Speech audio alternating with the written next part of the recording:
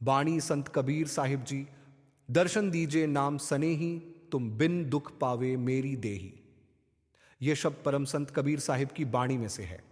भक्ति, प्रेम और प्रेह का मजमून है।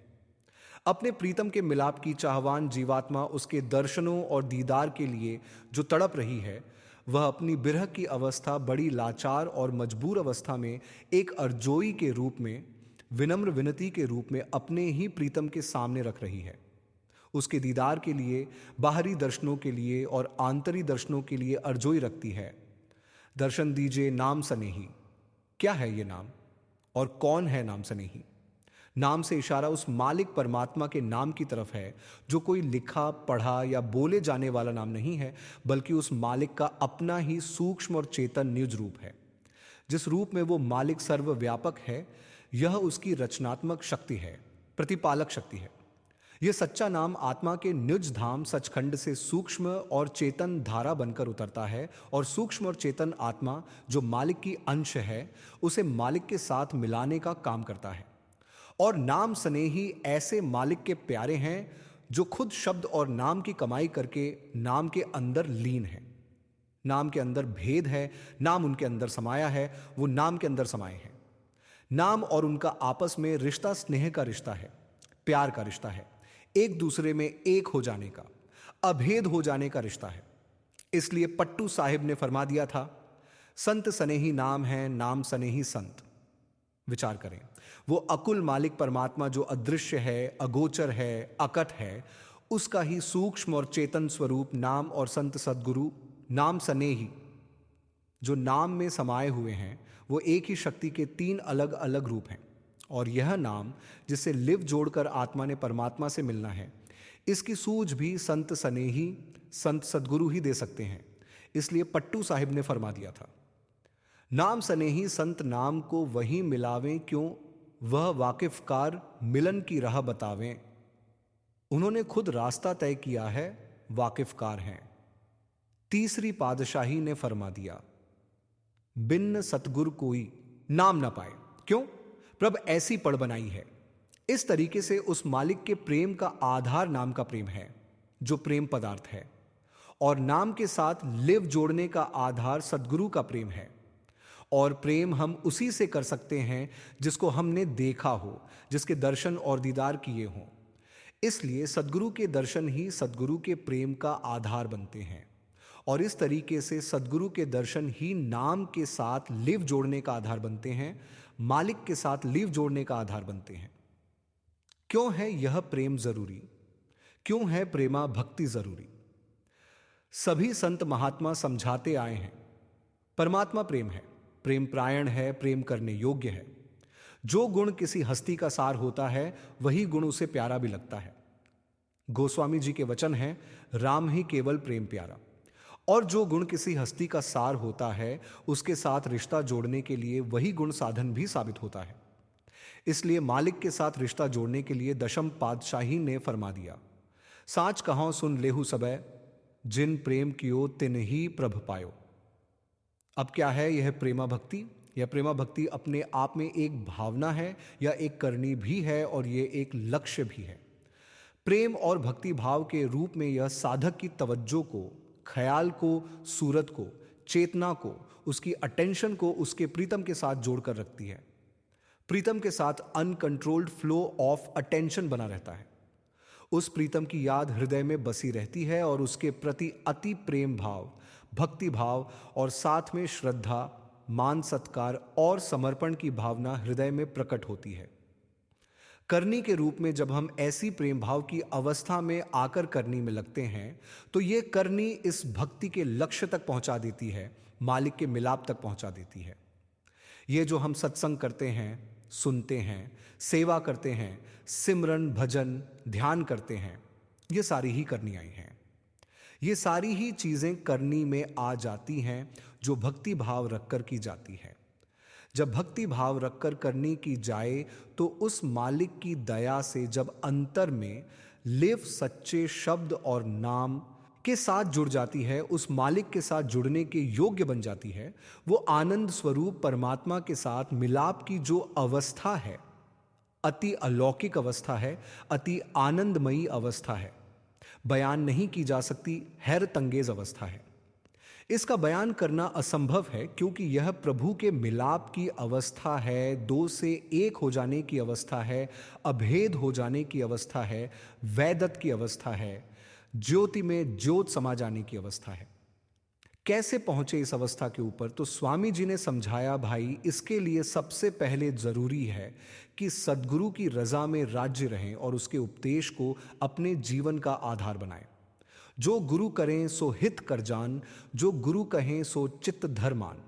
इसलिए हुजूर फरमाया करते थे, लव इज ओबीडियंस। सतगुरु का हुक्म मानना ही उनका प्रेम है। जब इस तरीके से भक्ति और प्रेम भाव के अंदर आकर हम अपने प्यारे सतगुरु के दर्शन करते हैं तो उसका प्रभाव क्या पड़ता है? बकौल चौथी पातशाही, राम गुर मोहन मोह मन लेया, हौं अकुल बिकल भई गुर देखे, हौं लूट पोट हो जाइया। सुध की सुध नहीं रही, बुद्ध की बुद्ध नहीं रही।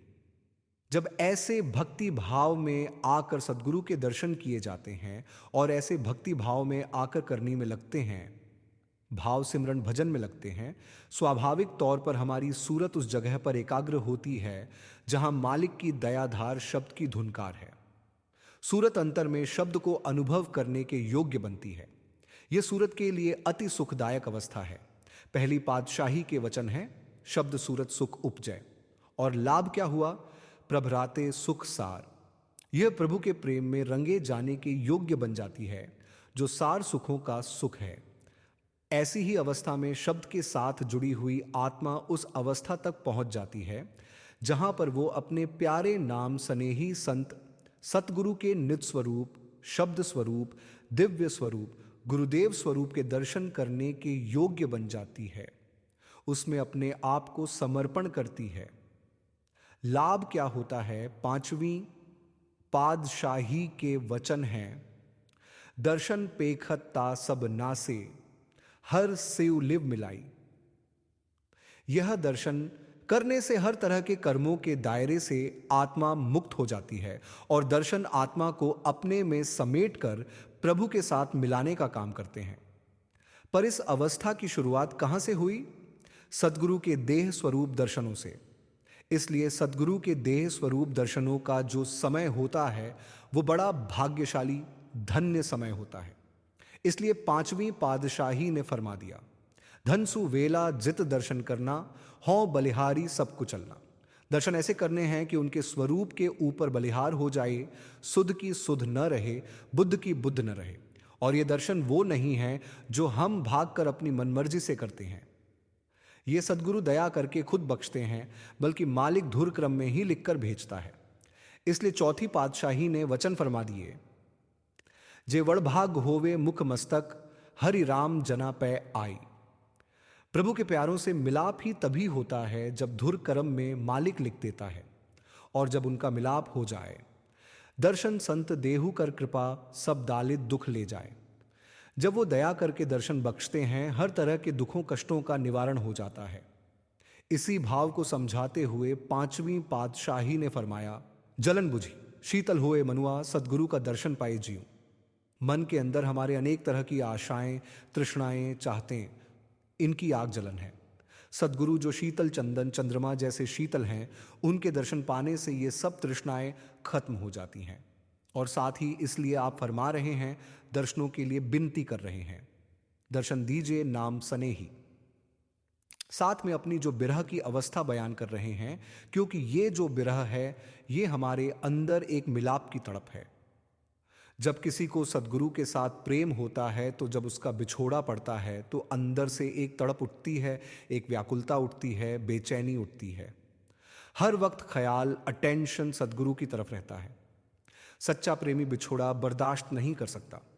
वो पल पल उम्मीद रखकर चलता है।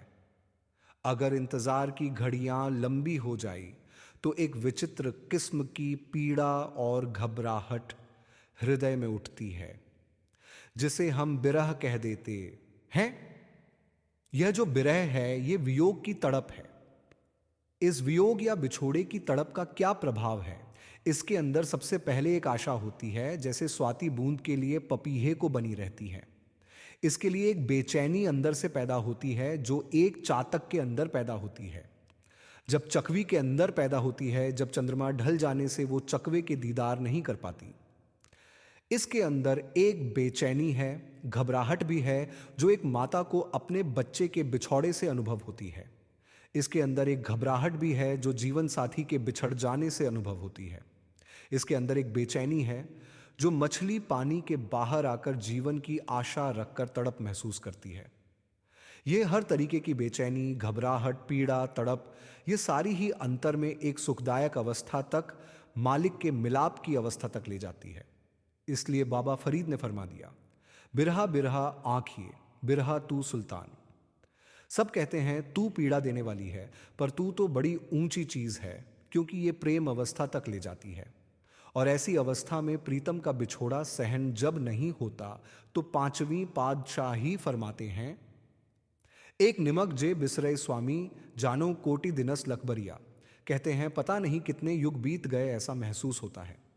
विचार करें, अगर प्रेमा भक्ति में लगकर, करनी में लगकर अगर प्रेम की अवस्था, प्रीतम मिलाप की अवस्था में आ सकते हैं, तो प्रीतम मिलाप की अवस्था में आने के लिए बिरहे का आना भी उतना ही जरूरी है जितना कि एक पेड़ के ऊपर फल लगने से पहले फूल का आना जरूरी है।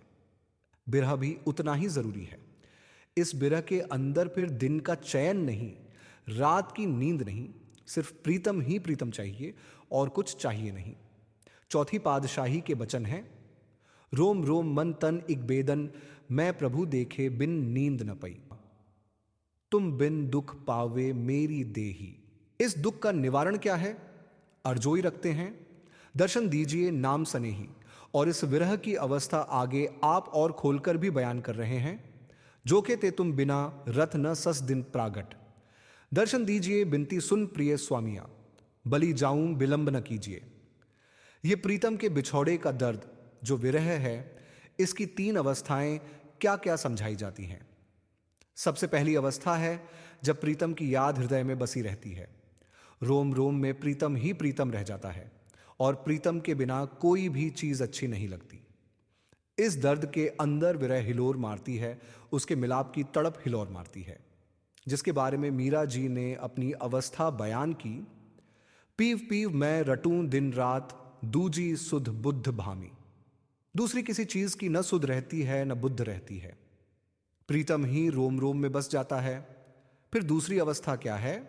जब प्रीतम के मिलाप की चाहत में रटन या याद इतनी प्रबल हो जाती है तो हृदय के अंदर ख्याल टिकता है। अपनी चेतना स्वरूप जो है वो एकाग्र होती है तो प्रीतम का स्वरूप उभरता है। जब यह स्वरूप उभरता है, अति आनंददायक अवस्था महसूस होती है, पर यह स्वरूप टिकता नहीं है, चला जाता है। फिर बिछोड़े की तड़प और बढ़ जाती है जो तीसरी अवस्था में ले जाती है। पर इस दूसरी अवस्था के अंदर जब स्वरूप के दर्शन होते हैं, चाहे थोड़े समय के लिए हों, ये बख्शने वाला प्यारा प्रीतम संत सनेही सदगुरु ही होता है, जिसके बारे में चौथी पातशाही ने फरमाया, अंदर सच्चा नेहू लाया, प्रीतम अपने तन मन हुए निहाल, चाह कुरुदय वेखां सामने। एक बार झलक भी मिल जाए, इतना सुकून और आनंद है। पर साथ ही जब स्वरूप चला जाता है तो तड़प और बढ़ जाती है, जो तीसरी अवस्था में आ जाती है। बिरह की तीसरी अवस्था में प्रीतम की याद और तड़प इतनी प्रबल हो जाती है कि अश्रुधारा गिर जाती है।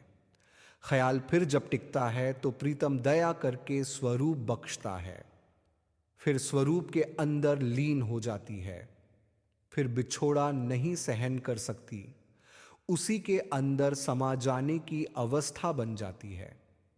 बिरह की इसी तीसरी अवस्था के अंदर दो से एक हो जाने की अवस्था आ जाती है, वैदत की अवस्था आ जाती है, यानी कि प्रीतम के प्रेम में लीन हो जाने की अवस्था आ जाती है, शरणागत हो जाने की अवस्था आ जाती है, जिसके बारे में स्वामी जी महाराज ने फरमाया, दर्शन करत पिंड सुध भूली, फिर घर बाहर की क्या सुधाई, ऐसी सूरत प्रेम रंग भीनी, तिनकी गति क्या कहूं सुनाए।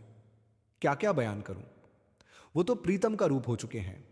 यहां पर कबीर साहिब बिरह की पहली अवस्था का बयान करते हुए उस प्रीतम के आगे जीवात्मा अर्जोई रख रही है। दुखी तित्तुम बिन रटत चस्मय, मेरे प्रीतम, मेरे प्राणाधार, तेरे दर्शन और दीदार के बिना मैं दिन और रात दुखी हो रही हूं। और दिन रात तेरी ही याद प्रत्यक्ष या अप्रत्यक्ष रूप में मेरे हृदय में उभर रही है। मेरे को चैन नहीं है। इसलिए सच्चे पातशाह जियो, दया करो, रहमत करो, प्रगट दर्शन दीजिए। हे सच्चे पातशाह, अब ये तस्वीरों के दर्शन और फोटो से कोई काम नहीं चलता। प्रगट प्रत्यक्ष रूप में अपने दर्शनों का दीदार बख्शो। फिर बड़ी ही अपनी निम्रता भरी अवस्था में विनती करती है, विनती सुन प्रिय स्वामिया। आप मेरे स्वामी हो, मेरे मालिक हो, मैं आपकी शरणागत हूं। हे सच्चे मेरे स्वामी, मेरी विनती स्वीकार करो। हे प्रीतम, मेरी अवस्था तो देखो, तेरे बिना रहा नहीं जाता। बलि जाऊं, विलंब न कीजिए। अब देर न करो प्रीतमा, अब दर्शनों का दीदार बख्श दो। चौथी पातशाही ने ऐसी अवस्था बयान करते हुए वचन फरमाए थे, हों खिन्न पल रह न सकौं बिन प्रीतम, जो अमली अमली मर गया। अमली कहते हैं नशेड़ी को। जिसे नशा न मिले तो आप जानते हो तड़प तड़प के अपनी जान देने को तैयार हो जाता है। ये बिरह की तड़प भी ऐसी ही है। कहते, जिनको प्यास हुई प्रभु के दी, तिन अवर न भावे बिन हरि को दूजा। उसको तो सिर्फ प्रीतम ही प्रीतम चाहिए, दूसरा नहीं चाहिए। और ऐसी अवस्था में क्या दुनिया के लिए कोई चाहत रह जाती है? आप आगे बयान करते हैं, आप जी जानते हो इस संसार के अंदर जो माया में है, दुनिया के जीव दुनिया की शक्लों पदार्थों के मोह में गुलतान है। दुनिया खाती है, पीती है, सोती है, रात को गहरी नींद में खर्राटे भी मारती है और उनको मालिक की याद तक नहीं है। मालिक के साथ मिलाप तो बड़ी दूर की बात है, वो तो इस विषय में बात तक करना नहीं चाहते। पर जो मालिक के प्यारे हैं, उनको इन चीजों से कुछ लेना देना नहीं है। उनके हृदय के अंदर तो प्रीतम की याद बसी हुई है, रोम रोम में प्रीतम बसा हुआ है। उनको न तो अपने शरीर की परवाह है, शरीर के श्रृंगार की परवाह है, न पेट के खाने की परवाह है, न रात की नींद की परवाह है। उन्हें तो केवल अपना प्रीतम ही चाहिए। इसी अवस्था को बयान करते हुए आप तजवीज रख रहे हैं, अन्न न भावे, नींद न आवे। ऐ प्रीतम, तेरे विलाप, तेरे दर्शनों के बिना न मुझे पेट की भूख है, न रात की नींद है, और बार बार मोही बिरह सतावे। तेरी याद, तेरी तड़प ही हृदय के अंदर बसी हुई है। ऐसी अवस्था में तीसरे पातशाह ने फरमाया, मिल मेरे प्रीतमा जियो, तुध बिन खड़ी निमाणी। मैं नैनी नींद न आवे, जियो भावे अन्न न पानी, पानी अन्न न भावे। मरिए हावे, मरने जैसी हालत हो गई। इसके गुरु के आगे ही विनती करती है कि आप ही कृपा करो, दीदार बख्शो, अपने दर्शन बख्शो। और इस अवस्था के अंदर और किस तरीके की तकलीफ और घबराहट है, आप आगे भी जारी रख रहे हैं। बिध बिध हम भाई व्याकुल, बिन देखे जीव न रहे। तपत तन जिव उठत ज्वाला, कठिन दुख अब को सहे। बिरह की तड़प हृदय में लेकर जीवात्मा अपनी बिनती जारी रख रही है। कहती, मेरे प्रीतम, तेरे दीदार के बिना, तेरे दर्शनों के बिना, तेरे बिछोड़े के अंदर बिध बिध हम भाई व्याकुल। अनेक प्रकार के तरीकों से मेरे हृदय के अंदर घबराहट है, तकलीफ है। पांचवी पातशाही के वचन हैं, बिन प्रभ क्यों सुख पाइए। उस मालिक के बिना सुख कैसे हो सकता है, क्योंकि दूजी ना ही टाह। उस जीवात्मा के लिए दूसरा कोई ठिकाना ही नहीं है, दूसरा कोई आश्रय ही नहीं है। इसलिए फरमा रहे हैं, बिध बिध हम भाई व्याकुल, बिन देखे जीव न रहे। ऐ सच्चे पातशाह, दर्शनों के बिना रहा नहीं जाता। मेरा सब्र और मेरा जो धीरज है वो भी ढल रहा है। ऐसे महसूस हो रहा है कि ऐसे ही उम्मीद रख के रटन करते करते ही मेरे प्राण पखेरु उड़ जाएंगे। बाबा फरीद ने जब ऐसी अवस्था बयान की तो आपने वचन फरमा दिए, तन तपे तंदूर ज्यों बालन हड्ड ब्लन। कहते, मेरा तन तंदूर की तरह तप रहा है, और जिस तरीके से तंदूर में लकड़ी जलती है, मेरे हड्डियां उस तपिश में जल रही हैं। कहते, पैरिन थका सिरे झुला, जे मुंह पिरी मिलन दिया आस। बन जाए कि मेरा प्रीतम कहां मिलेगा, मैं पैरों से चलकर जाऊं, थक जाऊं तो सिर के बल पर चलकर जाऊं। ऐसी अवस्था यहां भी बयान कर रहे हैं, तपत तन जिव उठत ज्वाला। ऐ सच्चे पातशाह, मेरे शरीर के अंदर इस विरह की पीड़ा के अंदर तपिश है, जलन है, सहन नहीं होती। ऐसे लगता है कि प्राण पखेरु उड़ जाएंगे, आत्मा शरीर को त्याग देगी। ऐसे कठिन दुख अब को सहे।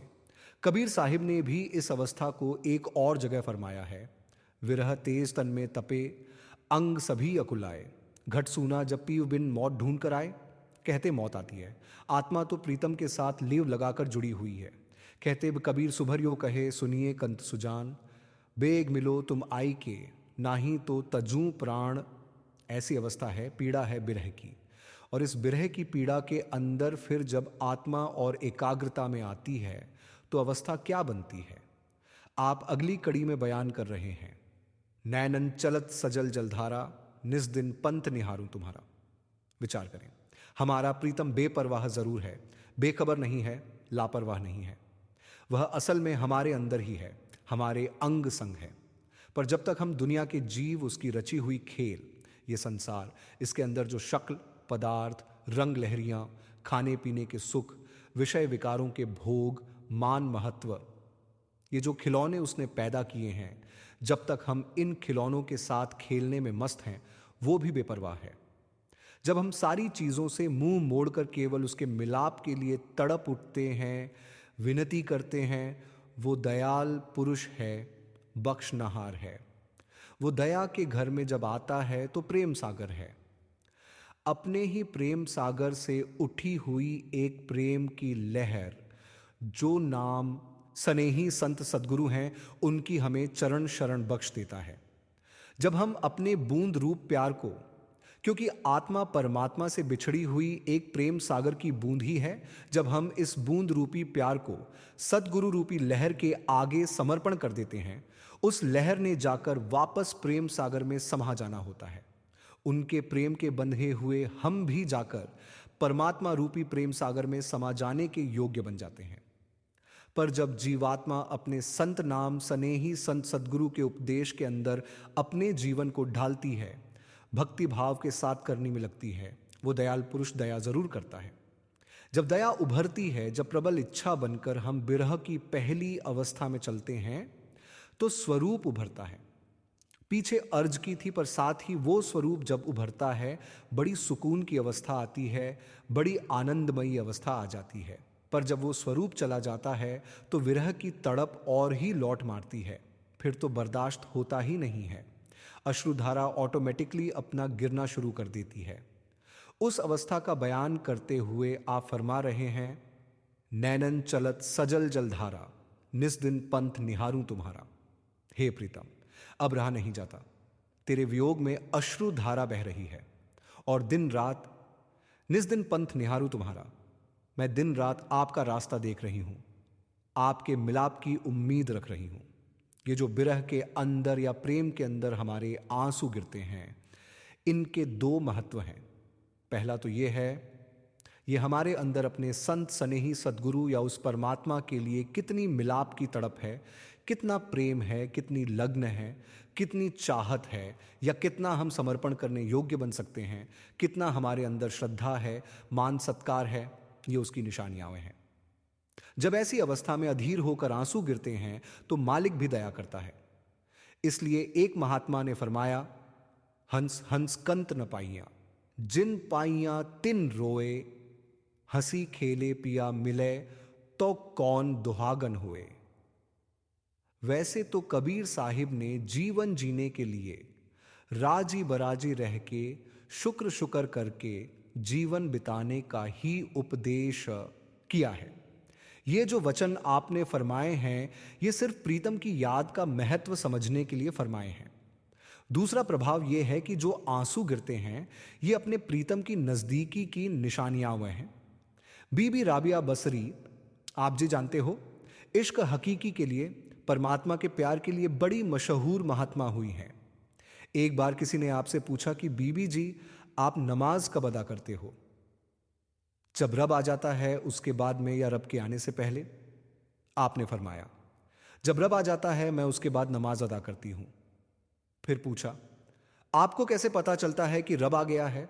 तो कहती, जब मेरे अंदर उसके वियोग की तड़प इतनी हिलौर मारती है, मेरी अवस्था इतनी लाचार और मजबूर हो जाती है कि मेरी आंखें गीली हो जाती हैं, आंसू गिरने शुरू हो जाते हैं, ये उसकी नजदीकी की निशानियां हुए हैं। मुझे समझ आ जाती है कि वो प्रीतम प्यारा मेरे नजदीक है। मैं उस अवस्था में नमाज अदा करती हूं। ऐसी अवस्था में आकर जब हम अपने भजन सिमरन में लगते हैं, तब हमारा भजन सिमरन एक विनम्र अर्जोई बनकर उभरता है, जो मालिक की दरगाह तक पहुंचती भी जरूर है और मंजूर भी होती है। पर हम अपने बारे में विचार करें। जो हम ऊपर ऊपर से बिनतियां करते हैं, दिखावे के आंसू गिराते हैं, ये एक हिरस है, दिखावा है, जगचलाई है, इसका कोई महत्व नहीं बनता। विचार करें, क्या हमारे अंदर अपने संत स्नेही सदगुरु की याद में कभी आंखें गीली हुई हैं? कभी दो आंसू गिरे हैं? अगर नहीं गिरे तो क्या हमारे अंदर प्रीतम की याद है, उसके मिलाप की तड़प है? अगर जवाब ना में है तो क्या हम विचार करके बैठे हैं कि हम अपने बूंद रूप प्यार को उस लहर के आगे समर्पण करके सतनाम समुद्र या प्रेम के सागर में समा जाने के योग्य भी बन जाएंगे? यह हमारा वहम है। इसलिए प्रेम भावना जरूरी है। जब तक हृदय के अंदर बिरह ही नहीं उठी, भक्ति भावना नहीं उठी, तो हमारी करनी में एकाग्रता कैसे आ सकती है? हमारा भजन सिमरन सफल कैसे हो सकता है? इसलिए हम क्या करते हैं? हम जुबान से, बातों से उसको खुश करना चाहते हैं। वो जानी जान है, हमारे अंदर बाहर की जानता है। इसलिए बाबा जी फरमा देते हैं, भाई गल्ला नाल गल्ला मिल गईयां, करनी नाल करनी मिलेगी। पर जब सच्चे प्रेमी ने भक्ति भाव के अंदर आके करनी की, फिर भी सफलता नहीं मिली, तो फिर उसकी करनी एक अर्जोई के रूप में उभरती है, एक क्षमा याचना के रूप में उभरती है, जिसका बयान आप आगे कर रहे हैं। गुना अवगुण अपराध छिमाकर, अवगुण कछु न बिचारिए, पतित पावन राख परमात्मा, अपनापन न बिसारिए। जब सच्ची प्रेम भावना भक्ति भाव से जीवात्मा अपने भजन सिमरन रूपी करनी में लगी हुई है, तो उसकी बिन्नती मंजूर नहीं हुई, तो फिर भी वो बड़ा मान भरोसा रख के, श्रद्धा और प्रेम प्यार रख के, सिदक और सबूरी से इंट्रोस्पेक्शन करती है, अब अपने अंदर झांकती है। मेरा प्रीतम तो दयाल पुरुष है, वो दया करने के लिए आया है, वो बख्शनहार है। अगर मेरे अंतर में लिव नहीं जुड़ी, कमी रह गई है, तो जरूर कुछ कमजोरी मेरे ही अंदर है। ऐसी अवस्था में आकर वो विनती रखती है, गुण अवगुण अपराध छिमाकर, ऐ सच्चे पातशाह, मेरा कोई गुण ऐसा नहीं है जो मुझे तेरी दया मेहर का पात्र बना सके। मेरा कोई अवगुण भी ऐसा नहीं है जो बख्शे जाने योग्य हो। मेरे अपराधों की, गुनाहों की, भूल चूक की तो कोई गिनती ही नहीं है। पर दीन दयाल जियो, जब आपने दया करनी है तो कृपा करो। दीन के दाते, मेरा गुण अवगुण न चारो कोई, क्योंकि माटी का क्या धोवे स्वामी, मानस की गति इही। ये भजन सिमरन रूपी जो साबुन है, इसके साथ इस मिट्टी के ढांचे को, मैल के ढांचे को मैं जितना भी धोने की कोशिश करूंगा, हर परत, हर लेयर के बाद मैल और मिट्टी ही निकलनी है। क्योंकि इस मन और माया के संसार के अंदर आप, जिन्हें हम इंसान बनाए, ही ऐसे हैं। इसलिए सच्चे पातशाह बकौल बुल्ले शाह जी, अदल करें तां ठौर न काई, फजल करें तां पावा। अगर तू मेरे कर्मों का हिसाब करेगा तो मेरा कोई ठिकाना नहीं बनना। तेरी रहमत हो जाए तो मुझे कुछ आधार मिल सकता है। पांचवीं पातशाही जी ने ऐसे ही वचन फरमाए थे, लिखे कति न छूटिए, किन किन पूरण हार, बख्शनहार बख्श ले, नानक पार उतार। सच्चे पातशाह, तेरी रहमत के बिना कुछ भी ठिकाना मुझे नहीं मिलना। फिर सतगुरु की दया मिहर के ऊपर भरोसा है, विश्वास है कि वो पतित पावन बन के आए हैं, पापियों का उद्धार करने के लिए आए हैं। वो अपने दरिद्र आत्माओं को भरने के लिए ही आए हैं। इसलिए विनती जारी रखती है, पतित पावन राख परमात्मा, आप तो पतित पावन, क्या पापियों का उद्धार करने के लिए आए हो? आप समर्थ हो, आपका बिरद ही बख्शनहार है। उस सतगुरु के बिरद के बारे में पांचवीं पातशाही फरमाते हैं, जो शरण आवे तिस कंठ लावे, ऐहो बिरद स्वामी संदा। कहते हैं उस मालिक का बिरद स्वभाव ही ऐसा है, जो शरण में आ जाए, कितना भी घटिया किस्म का पापी क्यों ना हो, उसे कंठ लगा लेता है। ये उसका बिरद है, ये उसका पन है, ये उसका हुनर है। इसलिए विनती कर रहे हैं, अपनापन न बिसारिए। आपका बिरद बख्शनहार है, इसलिए बकौल पट्टू साहिब, पट्टू मैं तो पतित हां, कीते अशुभ सब काज, पतित पावन बाणा धरियो, तुम्हें पड़ी है लाज। है सच्चे पातशाह, आपने चरण शरण बख्शी है। जब अंतर में सच्चा प्रेम होता है ना, तो साथ में अपने प्रीतम के लिए मान सत्कार भी उभरता है। फिर ऐसे मान सत्कार में थोड़ा अपने आप में उसके अंदर भरोसे के साथ साथ अपनापन की भावना भी आ जाती है। वैसी भावना में पांचवें पातशाह ने बचन फरमाए, जे भूली जे चुकी साईं भी तैनजी काढ़ियां। मैं भूलनहार हूं, मुझसे बातें चूक हुई हैं। मैं पुलनहार हूं, तेरा ही कहा जाता हूं। और हजरत सुल्तान बाहू ने क्या बचन फरमाए, ऐ सच्चे पातशाह, फुल न कागज बधियां वाले दर तो ताकना मेनू, हो जे मैं विच ऐड खता न होंदी, बाहू तू बख्शंदा किनू हुई। ये मान सत्कार रखकर उसके ऊपर भरोसा अपनापन के आधार पर की गई विनती है। और जब ऐसी विनती स्वीकार हो जाए तो अवस्था क्या बनती है, आप आगे समझा रहे हैं। गृह आंगन मोहे कछु न सुहाई, बजर भई और फिरे ओ ना जाई। अर्ज की थी कि हमारा प्रीतम प्यारा बख्श नहार है, पतित पावन है। जब हमारी अधीर अवस्था देखकर वो दया के घर में आ जाए और अंतर में अपने दर्शनों का दीदार बख्श दे, हमारी सूरत उसके स्वरूप के ऊपर टिक जाए, तो यह बिरह की तीसरी अवस्था है। उस मालिक के साथ अभेद हो जाने की अवस्था है, प्रेम की अवस्था है, जो भक्ति भाव की करनी का लक्ष्य है। ऐसी अवस्था के अंदर दो प्रभाव उभरते हैं। सबसे पहला तो ऐसी जीवात्मा जिसको अंतर में अपने प्रीतम के दर्शन हो गए, दुनिया की तरफ से बेराग हो जाती है। धन दौलत महल माड़ियाओं मान महत्व सब फीका लगने लगता है। चौथी पातशाही ने फरमाया, मेरे ठाकुर के जन लेना बाचे, हरि मांगे हरि रस पीजे। उन्हें तो केवल नाम का रस चाहिए, प्रीतम के प्यार का रस चाहिए। इसी अवस्था का बयान करते हुए आप फरमा रहे हैं, गृह आंगन मोहे कछु न सुहाए। हे प्रीतम, अब मुझे कुछ भी नहीं भाता। आपके दर्शनों और दीदार के ऊपर ऐसी सूरत टिक गई है कि आत्मा उसी में लीन हो गई है। फिर आगे आप फरमाते हैं, नैन भरी भरी रहूं निरक्त, निमक नेह न तोड़ाइए। यह प्रेम की पूर्ण अवस्था है। जीवात्मा अब एक पल भर के लिए भी प्रीतम से बिछुड़ना नहीं चाहती। भरी आंखों से प्रेम पूर्वक अपने प्रीतम के दर्शनों का दीदार करती रहती है और विनती करती है, ऐ सच्चे पातशाह, अब इस प्रेम की डोर को टूटने मत देना। सुल्तान बाहू भी फरमाते हैं कि अगर शरीर के रोम रोम में आंखें भी लग जाएं, तब भी मुर्शिद के दीदार से मन नहीं भरता, क्योंकि उस दीदार के सामने दुनिया की हर चीज छोटी लगने लगती है। फिर जीवात्मा अपने प्रीतम को बंदी छोड़ मानकर विनती करती है, बांह दीजिए बंदी छोड़ा, अब के बंद छुड़ाइए। हे सदगुरु जियो, आप तो जन्म मरण और काल कर्म के बंधनों से छुड़ाने वाले हो। अब दया करो, अपनी शरण बख्शो और इस आवागमन के बंधन से मुक्त करके अपना मिलाप बख्शो। फिर जीवात्मा अपनी अवस्था बयान करती है, मीन मरे जैसे बिन नीरा, ऐसे तुम बिन दुखी शरीरा। जैसे पानी के बिना मछली तड़पती है, वैसे ही प्रीतम के बिना यह शरीर दुखी हो जाता है। इसलिए अब केवल एक ही आशा है, सदगुरु की दया और रहमत। आखिर में कबीर साहिब बड़ी नम्रता से विनती करते हैं, दास कबीर ये करत बिनती, दया की जय दर्शन दी जय। हे बख्शनहार प्रभु, मैं आपका शरणागत दास हूं। मेरे अंदर गुण नहीं, भूल चूक बहुत है, पर आप तो दीन दयाल हो, पतित पावन हो। इसलिए दया करके अपने दर्शनों का दीदार बख्शो।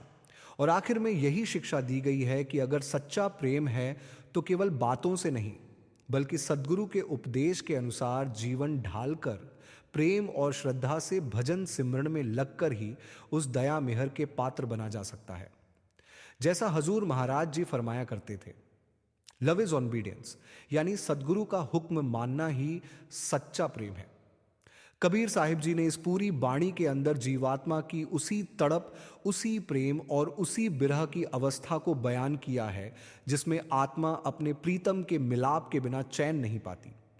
जब तक संसार की वस्तुओं में मन लगा रहता है, तब तक मालिक की याद गहरी नहीं होती। पर जब सदगुरु की दया से अंतर में प्रेम जागता है, तब जीवात्मा को हर समय अपने प्रीतम की ही याद रहने लगती है। फिर धीरे धीरे संसार फीका लगने लगता है। खाने पीने, सोने, मान महत्व, धन दौलत, इन सब से मन हटकर केवल प्रीतम की तरफ टिकने लगता है। यही प्रेम आगे चलकर भक्ति बनता है और यही भक्ति अंत में मिलाप का कारण बनती है। कबीर साहिब जी बार बार यही समझाते हैं कि मालिक तक पहुंचने का रास्ता केवल प्रेम का रास्ता है और उस प्रेम को जगाने वाले संत सद्गुरु ही हैं। वही नाम की सूझ देते हैं, वही भजन सिमरन की राह बताते हैं, वही जीवात्मा को अपने चरणों में जोड़कर मालिक के मिलाप तक पहुंचाते हैं। इसलिए जीवात्मा बार बार विनती करती है, दर्शन दीजिए नाम सनेही, तुम बिन दुख पावे मेरी देही। हे मेरे प्यारे सद्गुरु जियो, आपके बिना यह जीवन सूना है। आपके दर्शनों के बिना मन को चैन नहीं है। आप ही दया करके अपने चरणों में जोड़ लो। हमारी सूरत जो बार बार दुनिया की तरफ भाग जाती है, उस पर रहमत करो। हमें भजन सिमरन में बैठने की ताकत दो, प्रेम दो, तड़प दो, बिरह दो और अपने नाम में जोड़ लो। हे दीन दयाल सद्गुरु, हम कमजोर हैं, भूलों से भरे हुए हैं। हमारा मन बार बार माया में चला जाता है, पर आप तो बख्शनहार हो, पतित पावन हो। हमारी भूल चूक को माफ करके अपने चरणों में जगह बख्शो। हमारे अंदर ऐसा प्रेम पैदा कर दो कि रोम रोम में आपकी ही याद बस जाए। हे सच्चे पातशाह, जैसे कबीर साहिब जी ने विनती की, वैसे ही हम भी आपके आगे हाथ जोड़कर अरदास करते हैं। हमें अपने से कभी दूर मत करना। हमारे अंदर भक्ति भावना पैदा करो। हमारे भजन सिमरन में रस बख्शो। हमारी सूरत को शब्द के साथ जोड़ दो। हमारी जिंदगी आपकी रजा में बीते और अंतिम समय में आपका ही सहारा मिले। दया कीजिए, रहमत कीजिए, अपने दर्शनों का दीदार बख्शिए और इस जन्म मरण के बंधन से छुड़ाकर अपने चरणों में स्थिर कर लीजिए। बख्श दे बगल गरीब नवाज, मैं तो पूत कपूत हूं, तुम्हें पिता को लाज।